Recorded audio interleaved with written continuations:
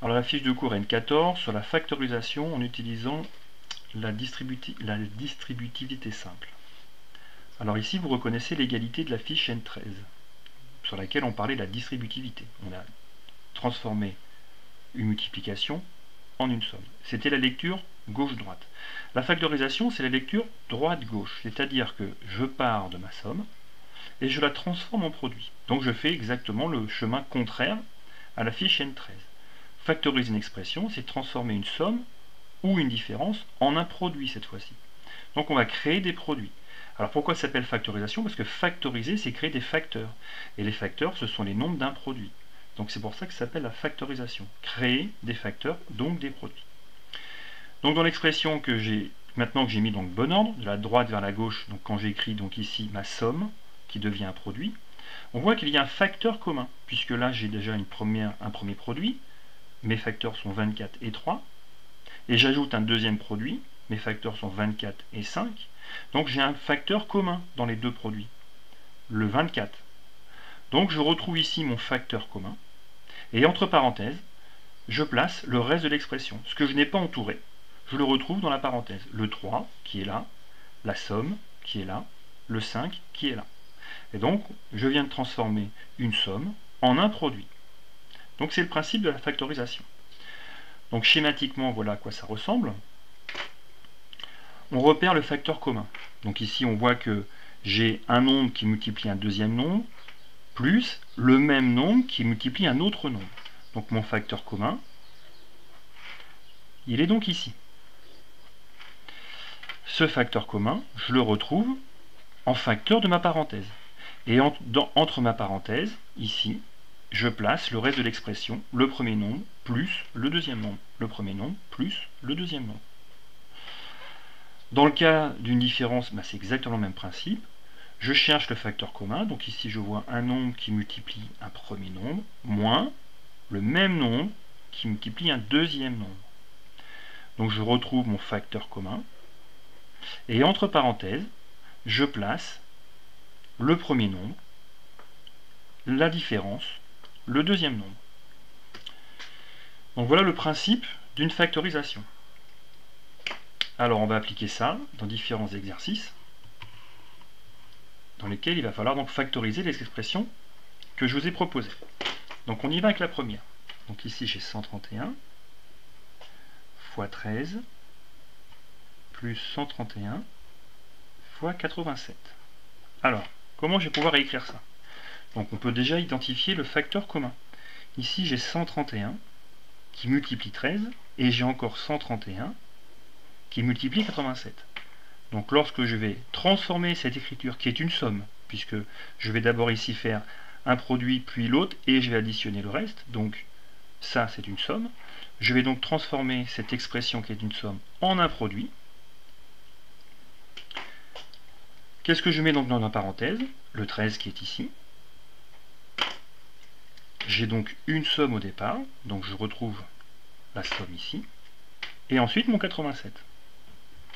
Alors ça, évidemment, je peux calculer le contenu de la parenthèse puisque ce sont que des nombres. Ça fait 131 fois 100.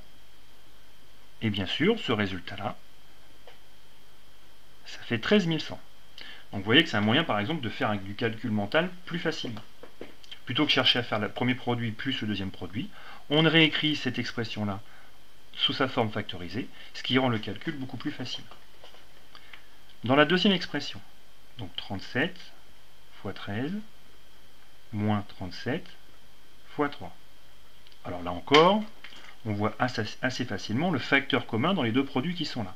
Ici, j'ai donc une différence entre deux produits. Donc cette expression est une différence qu'on va transformer en produit. Mon facteur commun ici, c'est donc 37. Donc je multiplie 37 avec une parenthèse. Le contenu de la parenthèse maintenant, le 13 qui est ici. J'ai cette fois-ci une différence, moins 3.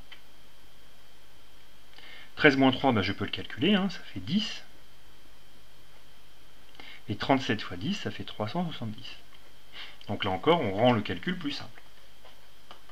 Donc ça, c'était des exemples de factorisation uniquement avec des nombres. Maintenant, on va passer à des factorisations dans des expressions littérales.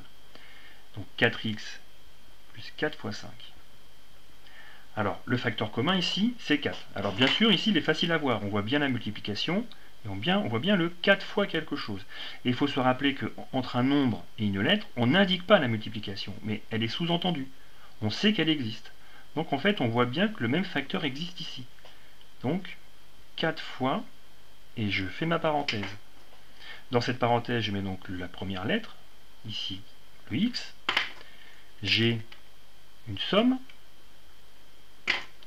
et mon 5. Bon ben là l'expression, on ne peut plus la modifier. On vient de factoriser. Là on ne peut pas calculer quelque chose, il faudrait remplacer x par un nombre pour ensuite savoir quoi faire de cette expression. Dans le petit 4, 24 moins 8x. Alors là a priori on n'a pas l'impression qu'il y a un facteur commun.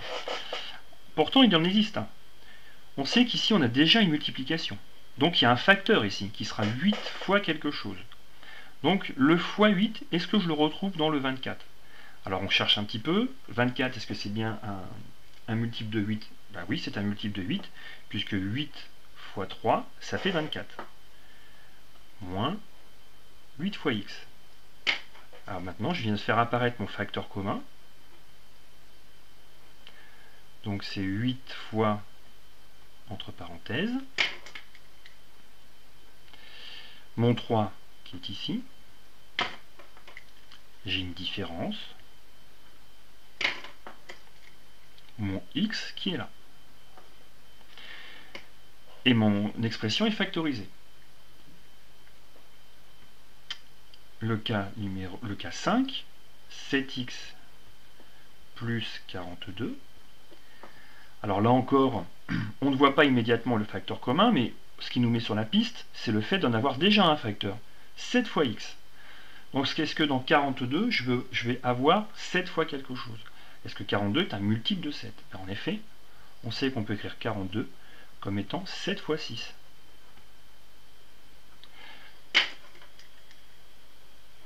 Mon facteur commun, je le vois.